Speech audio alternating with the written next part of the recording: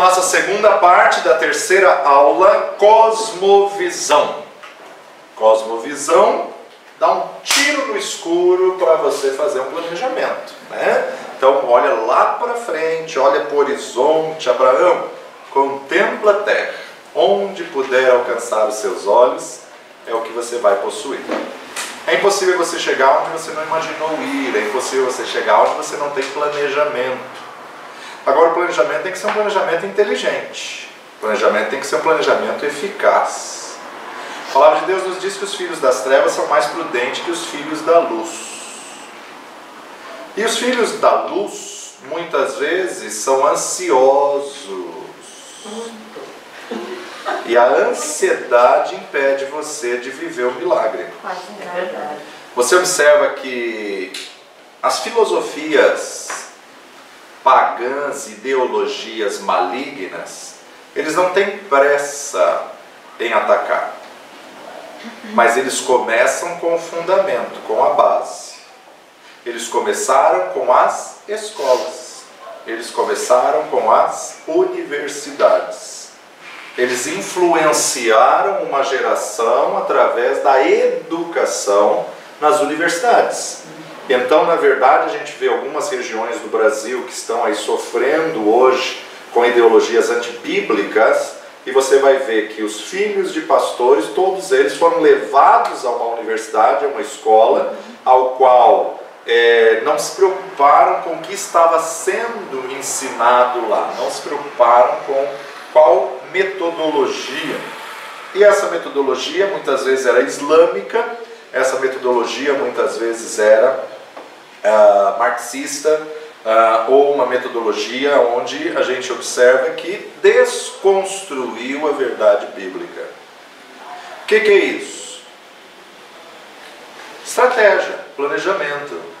Se você mexer na base, você forma uma geração, né? Então a palavra de Deus é a verdade e ela nos guia toda a verdade. Antigo Testamento, quando Deus quis trazer um avanço e um crescimento para o seu povo, Deus levantou Moisés, formado em todas as ciências do Egito, um homem letrado, 40 anos de universidade top, né? Treinado ao pé de tutores dos melhores da época.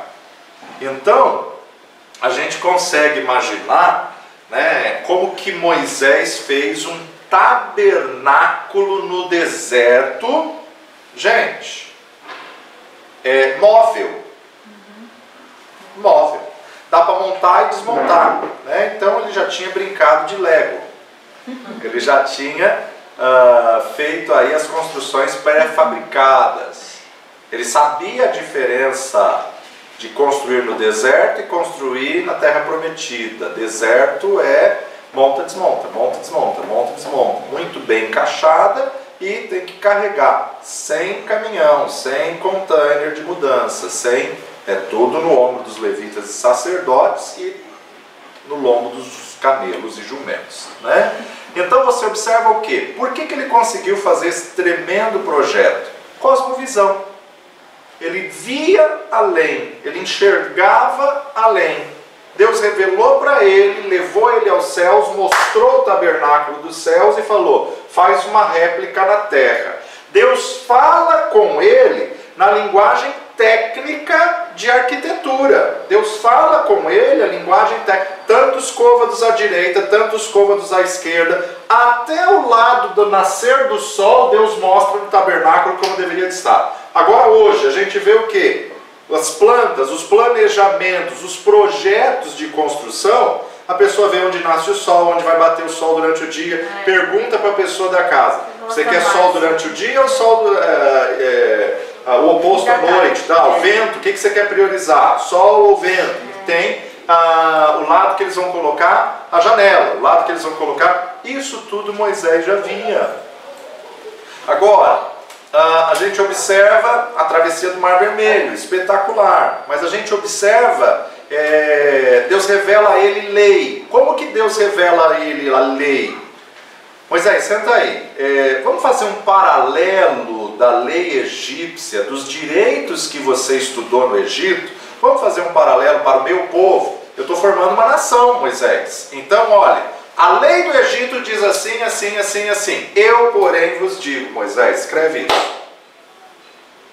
Então a gente olha Levítico e fala, meu Deus, que cabeça para estruturar todas essas leis. Ele vem de uma estrutura didática, aprendizado no Egito.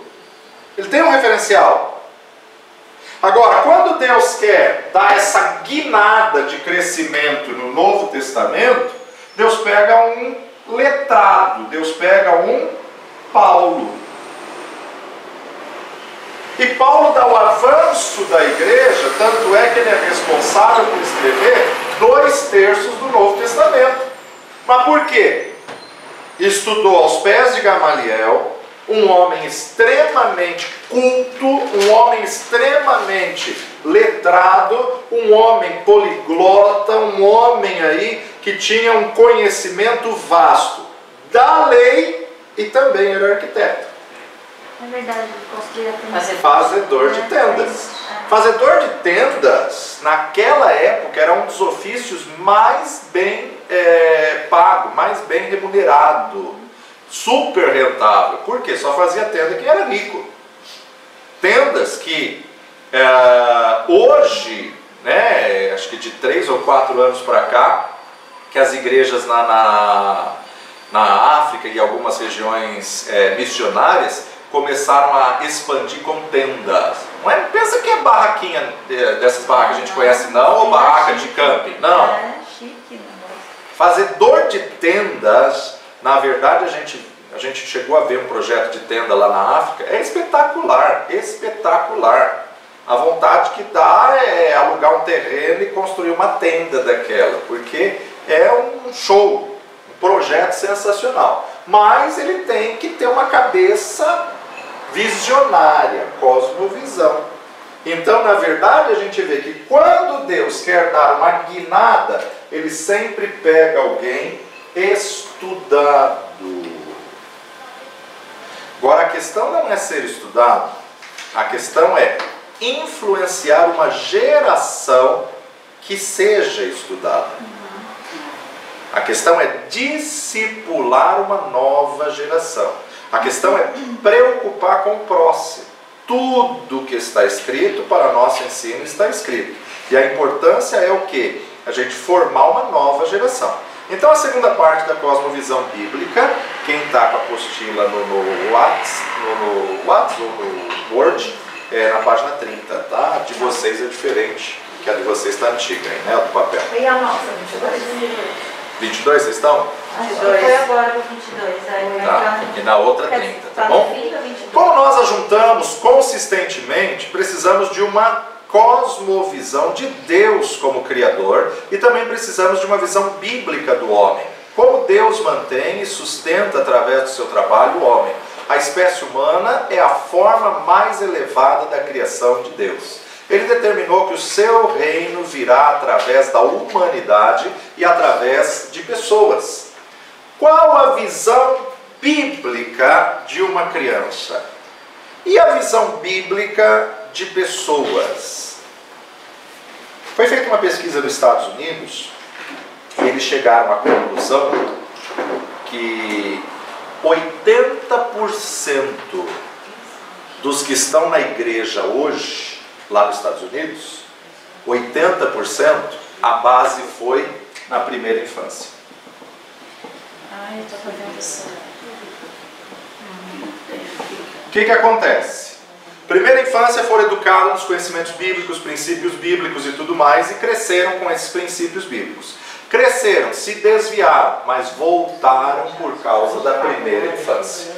Voltaram por causa da base. Então a importância de nós priorizarmos, que infelizmente muitas igrejas deixam a criança para o último plano.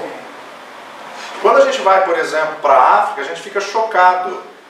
Tem algumas regiões da África que a criança não tem direito de entrar no culto. Ela fica do lado de fora. Ela calendário do ano passado, ou retrasado, eu coloquei uma foto que todo mundo acha linda, maravilhosa, porque não sabe a história da foto. Tem os tijolinhos e as crianças com o rostinho no tijolinho. Por que que elas estavam com a carinha no tijolinho? Porque elas não eram permitidas entrar dentro do culto. Eles não podem. Culto é para adulto, criança tem que ficar lá fora. Desde que a criança fique lá fora, mas fique sendo treinada, mas vai ser treinada por quem? Se eles não têm conhecimento para passar para alguém. A esposa do pastor Laércio, a pastora Carol, ela está fazendo um trabalho justamente de formar professores para crianças, de treinamento para professores de crianças. Isso é fundamental, isso é super importante. Isso é uma necessidade do campo. De nós, índio também não era diferente. Aliás, a gente fica surpreso, tanto na África quanto em tribos indígenas, de ver a educação das crianças em horário de culto. Eles não conversam, eles não levantam e eles não saem para nada enquanto o culto não acabar. E não tem escolinha infantil, não tem ministério para eles. Os que permitem a criança entrar dentro do salão de culto, ela fica sentadinha, mas extremamente quieta. Isso nos índios e isso na África. Né? Não acontece. Eu sou obrigada a dizer que... Então, o que nós temos que entender? Se a criança se apaixona pela verdade das histórias bíblicas na primeira infância, automaticamente ela se torna um potencial na fase adulta. Isso é o que a palavra de Deus nos diz, Salomão revela. Ensina a criança ali primeira infância, no caminho em que deve andar, e até quando se envelhecer, não se desviará dele. Ou seja, ele pode até se afastar, mas não se desvia, ele volta. Então, número 1, nós somos concebidos em pecado. Somos pecadores, mesmo antes de pecarmos, você é um pecador. Por quê? Porque você nasce da natureza adâmica, você nasce aí do sêmen humano que é contaminado. É por isso que é fácil o ser humano pecar. Você não se torna um pecador porque você peca porque você é um pecador. A sua natureza é um problema, que é a natureza adâmica. Isso é muito importante em uma cosmovisão bíblica. Hoje, frequentemente é dito que todos nascem bons e você é contaminado pelos outros, contaminado pelos seus professores, então é sempre a culpa de alguém pelo seu problema. É culpa deles. Isso, claro que começou no Jardim do Éden. Deus procurou Adão e disse: Adão, onde estás? O que você fez? E Adão respondeu: não fui eu, foi a mulher que tu me destes. Deus diz: a mulher, Eva, por que você fez isso? Não fui eu, foi a serpente. Isso porque uma cosmovisão errada. A próxima geração precisa aceitar uma visão pelo que está errado e consertar. O homem nasceu em pecado e é pecador. Os problemas na sociedade se originam no coração do homem e é o coração que está errado. Os problemas na sociedade apenas refletem o mal que está no coração do homem. Temos que começar pelo coração. Do coração é que procedem as saídas da vida, desesperadamente corrupto. No Evangelho de João nos diz que em Cristo estava a luz dos homens. Vamos lá, João capítulo 1, verso 1. O verbo se fez carne, e vamos observar a cosmovisão desse evangelista que se torna o apóstolo João. No princípio era o verbo. Que princípio esse? Um princípio remoticíssimo antes da fundação do mundo, antes da criação de todas as coisas. No princípio era o verbo. No princípio era a palavra em ação. No princípio era o Logos. No princípio era Jesus. No princípio era o verbo, e o verbo era Deus, e o verbo estava com Deus. Ele estava no princípio com Deus. Todas as coisas foram feitas por Ele, e sem Ele nada do que foi feito se fez. Deus é tão tremendo que Ele trabalha em cima de um planejamento. Você já reparou que antes de Ele criar o homem, Ele criou todo um jardim que pudesse dar provisão ao homem? Antes de criar um ser à sua imagem e semelhança, Ele cria árvores, frutos, folhas, vegetais, animais, para depois colocar o homem no jardim para administrar o que Ele já tinha criado. Planejamento, cosmovisão. Então Ele primeiro cria a provisão para depois colocar um líder, um representante, para depois colocar um ser à sua imagem e semelhança.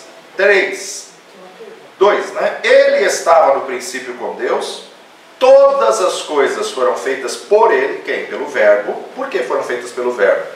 Porque Deus tinha a ideia, mas Ele falava. Quando Ele falava, Ele dava à palavra o poder de execução. Toda palavra que sai da boca de Deus não torna para Ele sem antes fazer o que lhe apraz. Então quando Deus diz, haja luz, Ele está autorizando o Verbo, autorizando Jesus a fazer. O que é verbo? Palavra em ação. Haja, vai acontecer. Então Deus dá direito, autoridade a Jesus de fazer a luz aparecer. Nele, em quem? Em Jesus estava a vida, e a vida era a luz dos homens. Agora, eu creio, irmãos, eu sei que muita gente não, mas eu creio na teoria do intervalo. O que é a teoria do intervalo? Gênesis 1:1. No princípio criou Deus os céus e a terra.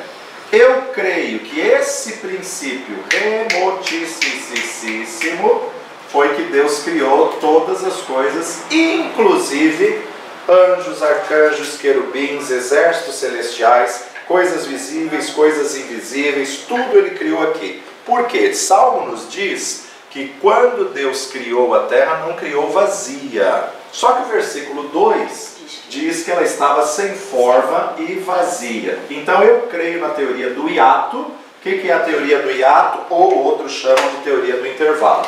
Entre Gênesis 1:1 e Gênesis 1:2 há um hiato. Entre Gênesis 1:1 e Gênesis 1:2 há a queda de Lúcifer. Porque no meu entendimento, se a gente não colocar a queda de Lúcifer aqui, como que vai aparecer a serpente na sequência? No meu entendimento é assim.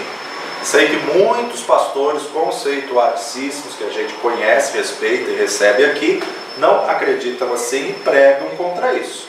Mas essa é a minha forma de ler Gênesis. Então volta, segura aí tua mão em João 1:1 e veja lá em Gênesis. Então veja lá alguns detalhes que me chamam a atenção. No princípio, para mim, esse princípio é o começo de todas as coisas, o primórdio, o princípio do princípio do princípio de milhões e milhões de anos lá atrás.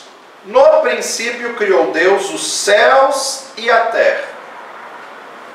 Agora, verso 2 já diz, a terra era sem forma e vazia.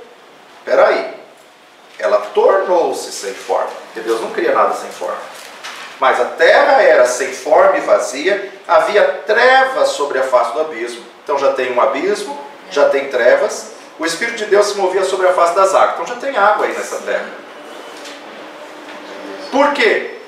No meu entendimento, nesse princípio de Gênesis 1:1, Deus criou os céus dos céus, sistema solar, a terra, Deus criou todas essas coisas e colocou Lúcifer como líder do Éden. Há um Éden luciferiano, antes de um Éden adâmico. antes de um Éden adâmico. No meu entendimento, eu vejo que Lúcifer governava essa terra. Por quê? Isaías, Ezequiel vai nos dizer que a vontade de Lúcifer era estabelecer o seu trono acima do trono de Deus, e Deus disse o quê? Contudo lançado serás no abismo mais profundo da terra. Então Deus estabeleceu que ele seria lançado. Para ele ser lançado, subirei aos céus, subirei acima do trono de Deus. Ele estava na terra e subia. Ele estava na terra e levava a adoração dos anjos, arcanjos, querubins, serafins até Deus. Agora, contudo lançado serás à terra, o que acontece? Deus pega Lúcifer com os anjos que querem segui-lo, que hoje Apocalipse nos revela que é 1/3. Deus pega esse grupo de seres, que era anjo de luz, era seres celestes, e Deus lança eles para a terra. Quando Deus lança eles para a terra, há uma eclosão. Tudo que está na superfície vai para o fundo da terra. Deus não criou ouro, minério, bidélio, carbúnculo, esmeralda, safira, para o homem ficar cavucando a terra que nem rato no queijo. Isso já é juízo de Deus sobre uma criação. Para mim isso está claro. Aonde eu vejo o quê? Se eu olhar para... Volta lá comigo para Isaías. Eu não ia falar sobre isso hoje. Você tem uma pregação sobre isso que é tremendo. Que aqui vivendo tem uma pregação. Nunca mais eu achei o CD aqui. Fui caçado. Foi caçado. Aí, capítulo, Eu tenho um, mas... 14.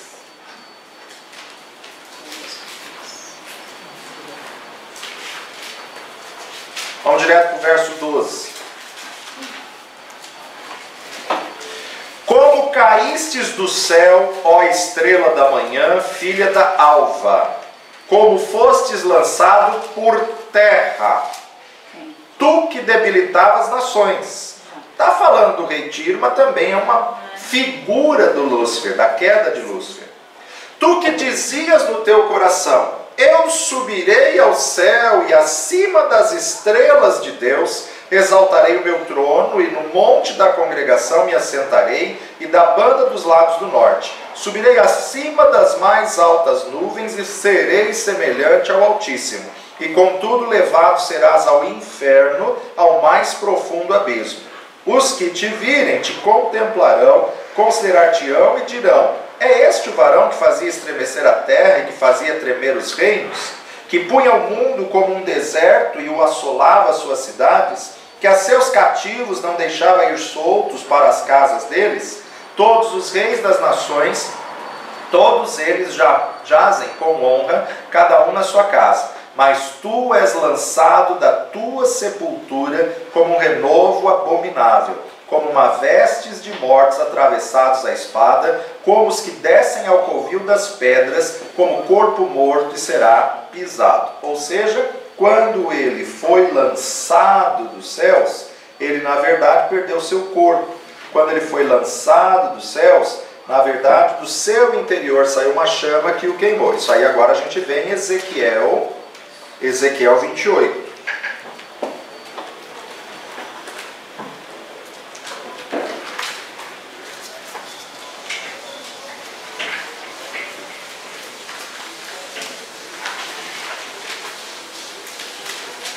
Olha só o detalhe que o profeta vai trazer no versículo 13.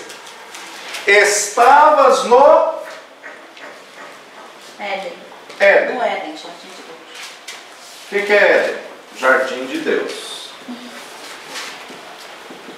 Estavas no Éden, jardim de Deus. Mas olha a descrição do Éden que ele vai relatar daqui para frente. Toda pedra preciosa era a tua cobertura. A sardônia, o topázio, o diamante, a turquesa, o ônix, o jaspe, a safira, o carbúnculo, a esmeralda e o ouro. A obra dos teus tambores e dos teus pífaros estava em ti, no dia em que fostes criado, foram preparados. Ezequiel 28, 13. Foram preparados. Observa só. Os teólogos afirmam que Lúcifer tinha os instrumentos musicais no seu corpo. Quando ele abria os braços, eram tambores. Quando ele andava, eram pífaros, flautas, tamborins. Ele era o chefe da música. Ele pegava a adoração de todos os anjos e levava a adoração a Deus nos céus. E sabia como Deus se alegrava com a adoração dos seres que ele criou, até que ele quis tomar a adoração para si.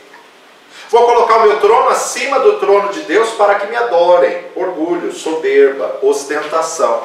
Só que a narrativa do Éden que me mostra aqui não é o Éden adâmico. A criação do Éden adâmico, Gênesis 1, 2, não fala de ouro, carbúnculo, esmeralda, safira.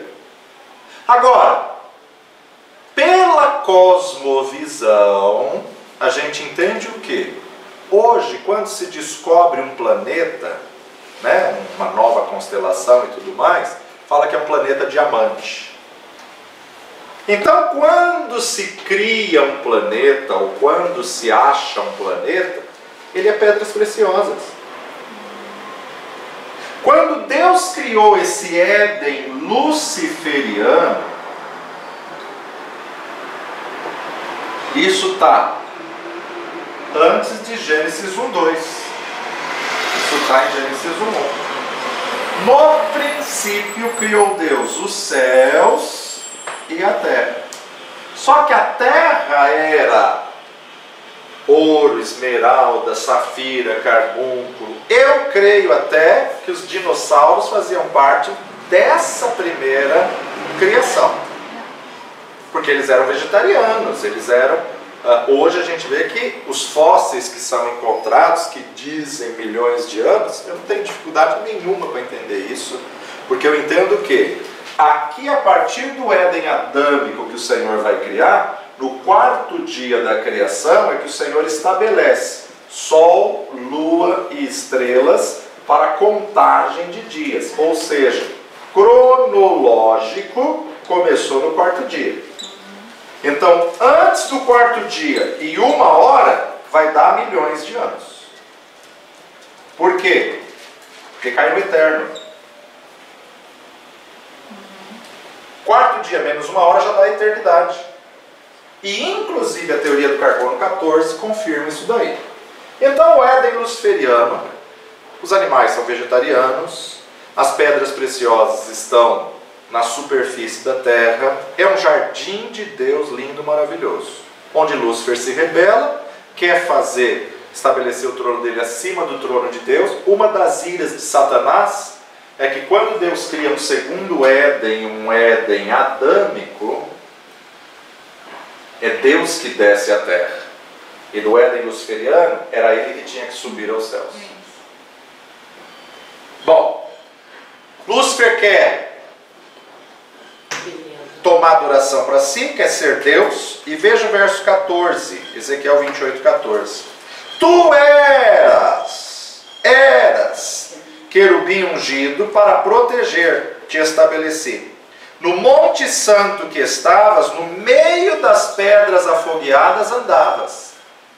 Pedras afogueadas no original é o mesmo termo para larvas de vulcão. O mesmo. Então, no meu entendimento, é o quê? Gênesis 1:1. No princípio criou Deus os céus e a terra, essa terra. Esse Éden luciferiano. Nesse intervalo, Lúcifer se rebelou, queria estabelecer o trono dele acima do trono de Deus. Deus faz uma reunião nos céus que a Bíblia não dá detalhes, mas 1/3 decide seguir a Satanás, a Lúcifer, que até então Satanás não existia. Deus pega esse 1/3 e lança para a terra. Quando Deus pega esse 1/3 e lança para a terra, há uma eclosão. Tudo que está na superfície vai para o centro da terra.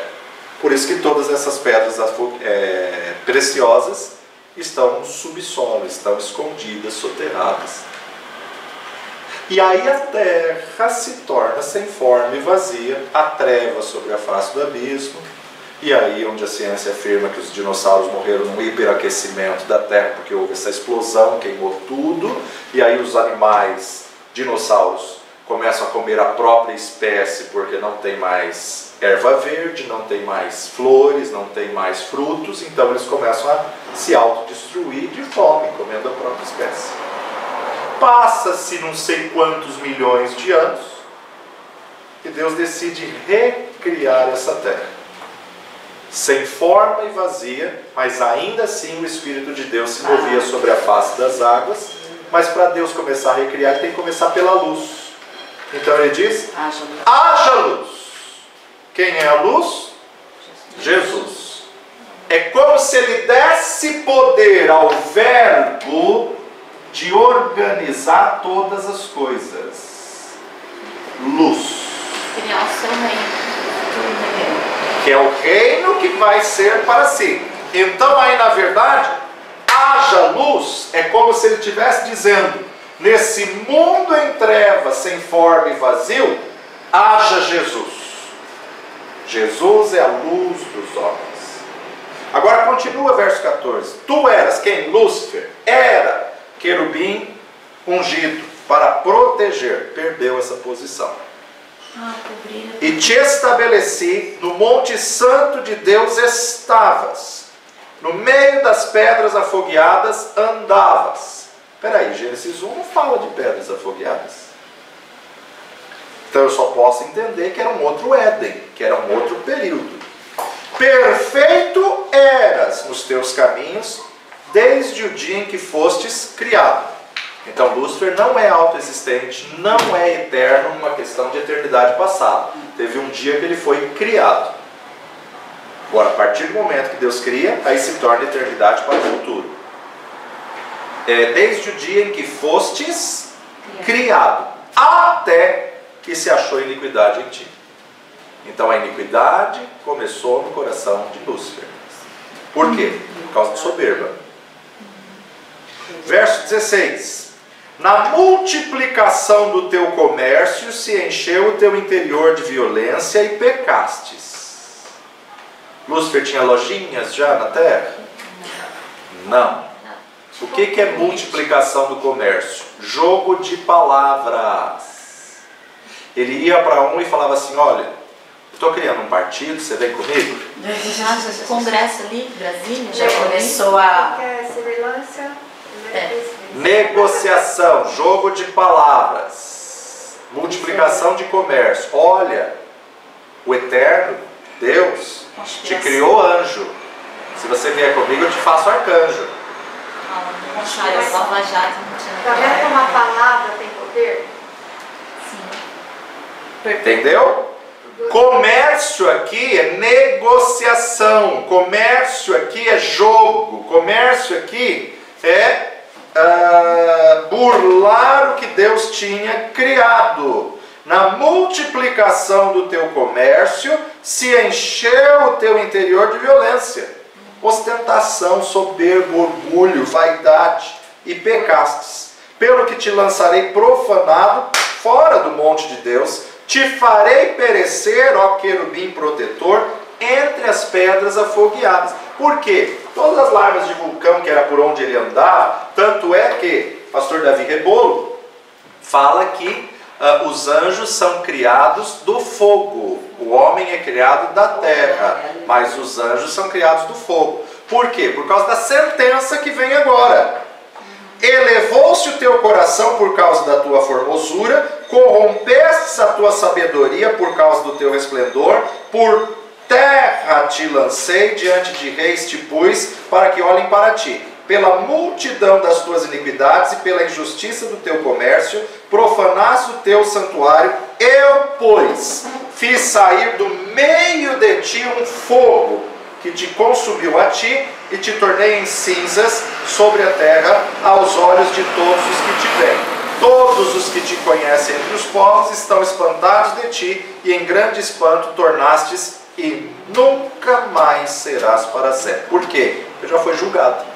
Quando fala povos aqui, seria como fala que cada anjo tem um lugar? Principados, regiões, né? Então já havia É muita coisa na Terra. É a mesma coisa a gente pensar numa cosmovisão celeste. A gente vai entrar em outra matéria. Mas, gente, não pense que a gente vai ser arrebatado aos céus para ficar eternamente cantando.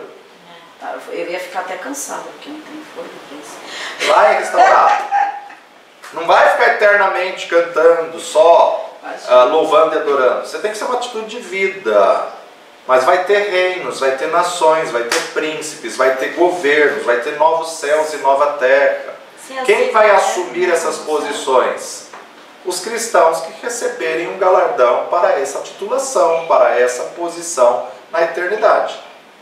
Eu conheço um pastor que disse que vai morar na favela. Então ele não vai para o céu, porque no céu não terá favela. Quando Jesus fala no Pai Nosso assim na terra, como é no céu, então já estabelecendo o reino dele aqui. Isso. Então, na verdade, o que acontece? Quando o texto diz: fiz sair do meio de ti um fogo que te consumiu, dá base e respaldo para a gente entender que os anjos são criados do fogo. Sabe aqueles 4 elementos da terra? Fogo, ar, água e terra. Então a gente observa que é possível sim que haja um intervalo entre Gênesis 1:1 e Gênesis 1:2. Agora, se a gente não entender que há esse intervalo, eu não sei aonde os demais colocam a queda de Lúcifer. Né? Que dizem que os 7 dias é o começo de tudo e que Deus criou nos 7 dias e Lúcifer cai no meio desses 7 dias. Gênesis não me dá margem para isso. Muito pelo contrário. No 6º dia cria o homem e já aparece uma serpente no paraíso. Que já existia. Então, na verdade, Lúcifer possui o corpo da serpente. A serpente foi criada por Deus. Sim. Só que ele faz ali a primeira sessão espírita e possui o corpo da mais astuta limária do campo, a serpente. Por quê? Porque aqui no verso 18, os anjos que seguiram a Lúcifer perderam seus corpos. E eles precisam de um corpo para poder agir. Eles precisam entrar, possuir um corpo. Um espírito sem corpo é ilegal nessa terra. Então ele precisa de um corpo. Nem que for o corpo de um animal. Nem que for o corpo de um cachorro. Tem muito cachorro endemoniado. Nossa, a gente já nem pegou uma vez na missão. Tem muito gato endemoniado. também. Tem muito animal possuído. Deus me livre. E aqui foi uma serpente que foi possuída. Agora, há teorias de que antes da queda, que é a teologia de Walt Disney e a teologia de C.S. Lewis, que o homem conversava plenamente com os animais antes da queda. É de se pensar. Eva não se assustou quando a serpente falou com ela. Com certeza.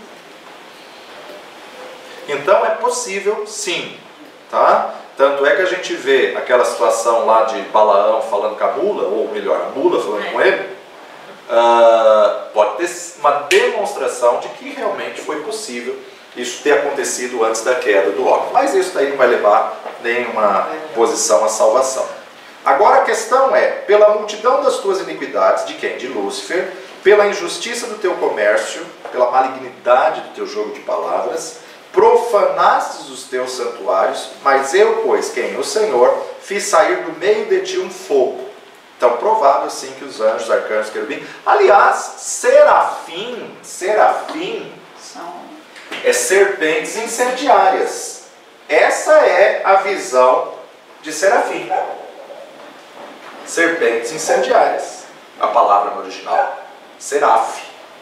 Tá? Então, tira aquela imagem de anjinho, cabelinho loirinho, criança. Aliás, não tem anjo criança, gente. Tá? Isso é uma imagem da Igreja Católica.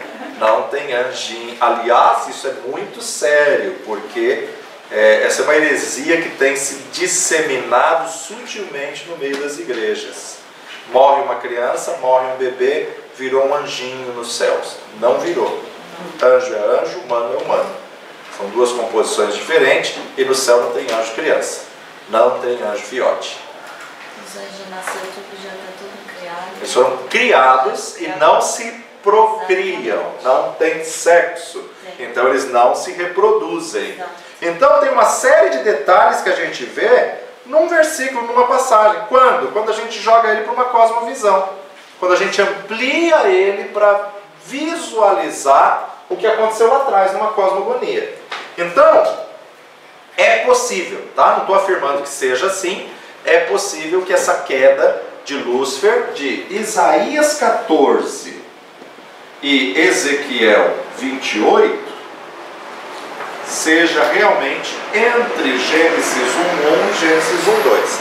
A Bíblia em ordem cronológica também aceita essa visão, também defende esse posicionamento. Então, volta lá agora para Gênesis 1:1. No princípio criou Deus os céus e a terra. Ponto. Esse princípio aqui. Intervalo. Isaías 14, Ezequiel 28, Gênesis 1:2. E a terra era sem forma e vazia, havia trevas sobre a face do abismo. Então já tem um abismo agora. Por quê? Porque a partir do momento que Lúcifer foi lançado, toda a larva de vulcão foi para o centro da terra. O abismo hoje é o centro da terra. E o Espírito de Deus se movia sobre a face das águas. Disse Deus: haja luz, e viu Deus que a luz era boa, e fez Deus separação entre luz e trevas. Deus chamou a luz dia e as trevas chamou noite. Foi a tarde e a manhã do primeiro dia. Volta agora para João 1. No princípio era o Verbo. O Verbo estava com Deus e o Verbo era Deus. Ele estava no princípio com Deus. Todas as coisas foram feitas por ele e sem ele nada do que foi feito se fez. Nele estava a vida e a vida era a luz dos homens. A luz resplandece nas trevas e as trevas não compreenderam. Houve um homem enviado por Deus cujo nome era João. Esse João aqui que João está falando é o João Batista. Tá? O evangelista João, o apóstolo João está falando de João Batista. Este veio para testemunho, para que testificasse da luz, para que todos crescem por ele. Não era ele a luz, mas veio para testificar da luz. Ali estava a luz verdadeira. Quem? Jesus, que alumia todo homem que vem ao mundo. Porém, o que a gente tem que entender? O homem é criado do pó da terra. Mas o homem sem Jesus é sem forma e vazio. Assim como a terra sem Jesus era sem forma e vazia, um ser criado da terra também sem Jesus é sem forma e vazio. Até o momento em que Deus diz: haja luz. Quando que a luz entra no coração dessa terra sem forma e vazia? Quando ela aceita Jesus. Quando eu recebo Jesus, aquilo que estava sem forma e vazio começa a ter forma, porque Ele é a luz dos homens, nele está a vida. Então a gente tem que costurar João 1 com Gênesis 1. Nele estava a vida era a luz dos homens, porque o homem sem luz é treva, e a luz resplandece nas trevas, e as trevas não compreenderam. 9. Ali estava a luz verdadeira, Jesus, que alumia todo homem que vem ao mundo. Estava no mundo e o mundo foi feito por ele. Quem? Jesus. Espera aí, ele veio para o mundo que foi ele que fez. Estava no mundo e o mundo foi feito por ele. E esse mundo não o conheceu, sendo ele o Criador. Veio para o que era seu, foi ele que fez. Mas os seus não receberam. Mas a todos quantos o receberam, deu-lhes o poder de serem feitos filhos de Deus, aos que creem no seu nome, os quais não nasceram do sangue, nem da vontade da carne, nem da vontade do varão, mas de Deus. Todo ser humano que nasce, não é vontade do homem e da mulher que se relacionaram, é Deus que mandou. Então, que acontece? O pai pode ter rejeitado, a mãe pode ter rejeitado, Deus projetou, Glória a Deus. Deus planejou. Aleluia. Era a vontade de Deus, por isso que Ele é o Pai. E o Verbo se fez carne e habitou entre nós, e vimos a sua glória como a glória do unigênito do Pai, cheio de graça e verdade.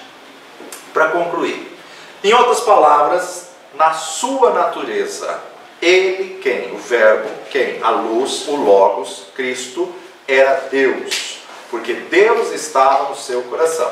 A sociedade mudaria e seria impactada pela sua vida, porque a vida de Cristo foi refletida no mundo. Onde Jesus foi, Ele mudou a atmosfera. Ele entrava em uma cidade cheia de demônios, Ele caminhava pelas ruas e as pessoas saíam da casa e os demônios até falavam pelas pessoas. Por que você veio aqui? Veio a nos perturbar? Porque aonde Ele chega, o ambiente muda. E se Ele está dentro de você, aonde você chega, o ambiente tem que mudar. Onde se prega o Evangelho, tem que trazer mudança. Só que só vai conseguir trazer mudança se quem está pregando o Evangelho tiver uma cosmovisão para o futuro. Para que o missionário está onde está? Não é só para pregar Jesus. É para trazer mudança na região que ele pregou. Trazer crescimento, trazer avanço, trazer desenvolvimento, porque aonde a luz chega, alinha. Aonde a luz chega, tem que ter planejamento. Onde o Evangelho é pregado, tem que trazer mudança. Onde Jesus caminhava e anunciando o Evangelho, produzia mudança à civilização. Gradualmente as coisas eram transformadas. O pobre se tornava saudável, o ignorante passava a pensar, o enfermo era curado, aqueles que estavam em cadeias passavam a ser livres. Por onde o Evangelho entra, porque aonde o Evangelho entra, muda o ambiente do interior para o exterior, do interno para o externo. É o coração do homem que está corrupto. Portanto, o nosso alvo é a mudança de coração. Temos que orar pela próxima geração para que sejam genuinamente convertidos. Orarmos para que eles não tenham que experimentar o que nós experimentamos de mal. Há muitas conversões falsas. As pessoas pensam que são convertidas só por saber a respeito de Deus, mas não são mudados. Apenas se convencem e não se convertem. O coração está absolutamente corrupto. A solução começa no coração, mas não termina ali. Você é um pecador, mas tem um potencial divino depositado em você. A Bíblia nos diz que Deus criou o homem um pouco menor do que os anjos para ser o todo da criação. Ele é destinado para a glória, destinado para ser cabeça e não cauda, destinado para prosperar, destinado para ser mordomo de Deus e colocar o inimigo debaixo dos seus pés. Este é o seu destino, o destino dos seus discípulos. Mesmo que tenhamos começado no pecado, vamos reinar sobre o pecado. Vamos terminar pisando sobre o inimigo. Esta deve ser a sua cosmovisão. Deus sabe que você é pecador, mas Ele enviou o seu Filho para que você possa conhecer e conquistar o pecado e ter uma nova natureza, para ser um governador sobre o pecado. Esse é o alvo de Deus, essa é a visão bíblica de uma criança. Eles estão em pecado, eles naturalmente querem fazer o que é mal. Oramos pela conversão deles, mas treinamos eles na mente, porque o coração tem que ser convertido e a mente tem que ser renovada. Quando Deus converte o coração de uma pessoa, nós temos a renovação da mente se alimentarmos com a palavra de Deus. Somos santificados e começamos a pensar da maneira que Deus quer. Quando isso acontece, saímos apenas de um pecador para se tornar um pecador salvo pela graça. E um pecador que pela sua graça vence o pecado. Por isso que Paulo vai dizer: e agora o pecado não mais terá domínio sobre vós. Essa tem que ser a visão da criança que temos em nossa mente. Primeiro ouvimos de Deus e dizemos Obrigado, Senhor, por nos dar o seu propósito e o seu projeto para o currículo. Obrigado, Senhor, porque aprendemos a te ouvir, expressá-lo, tomar domínio para ti. Obrigado, Senhor, porque entendemos por que ensinamos, porque antes de nós existem jovens que estão presos ao pecado, que precisam ser convertidos nos seus corações. Ajuda-nos, Senhor, a levantar as mãos dos pais e a orar pela sua conversão. E ajude-nos, Senhor, a treinarmos suas mentes para que pensem a partir da tua palavra e pensem como tu pensas, para que eles possam alcançar o seu potencial para ver o seu reino em grande magnitude e ver o teu reino maior do que nós vemos.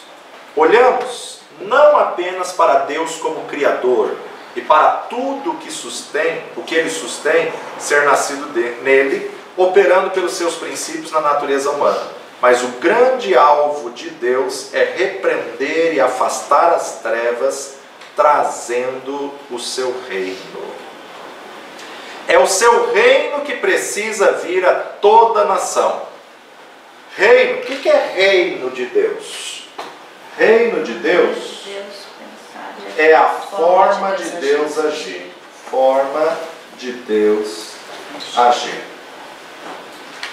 Jesus, ensina-nos a orar. Olha, quando vocês orarem, vocês vão dizer: Pai nosso que estás no céu, santificado seja o teu nome, venha até nós o teu reino, seja feita a tua vontade na terra, assim como ela já é nos céus. Ou seja, Ele é o Rei dos reis dos céus e Ele, na verdade, já tem uma forma de agir nos céus.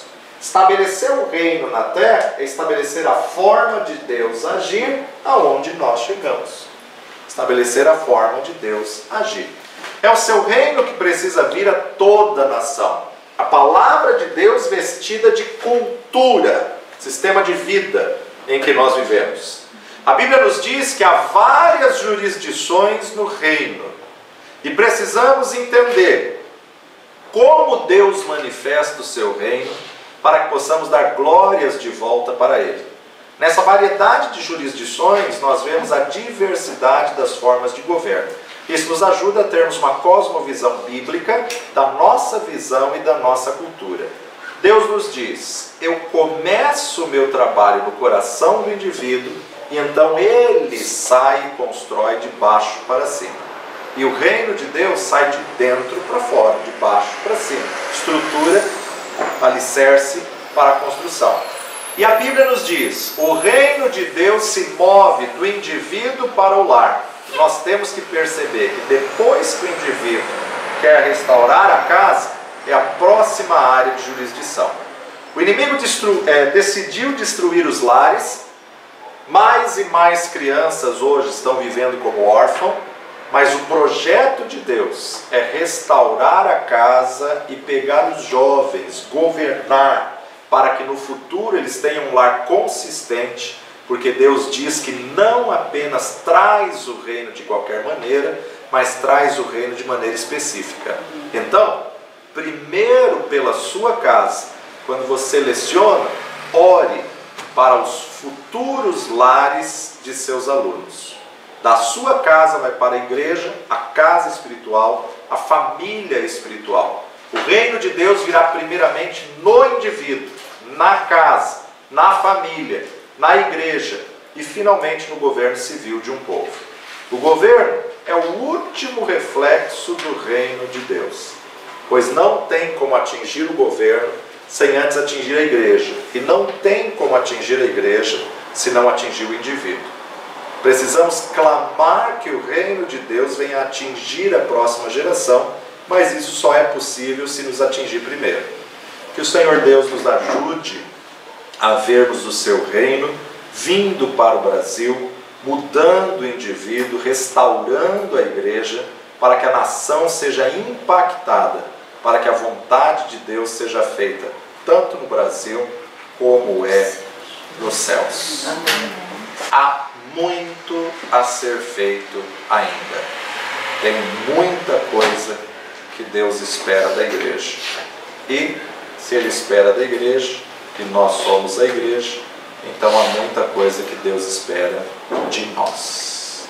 Que possamos dizer: eis-me aqui, e cumprir a vontade daquele que nos chamou. Pai de poder e graça, nós te louvamos pela tua palavra, que nos desafia, que nos inquieta, que nos incomoda. Ensina-nos cada dia a cumprir aquilo que o Senhor tem para nós e fazermos, ó Pai, aquilo que o Senhor tem de expectativa nas nossas vidas. Dá-nos, ó Pai, cada dia a direção, que possamos aprender a ouvir de Ti, lendo, meditando na Tua Palavra e orando, nos relacionando contigo. Perdoa os nossos pecados e falhas e manifesta o Teu poder e a Tua direção, hoje e sempre, no precioso nome de Jesus. Amém. Deus abençoe.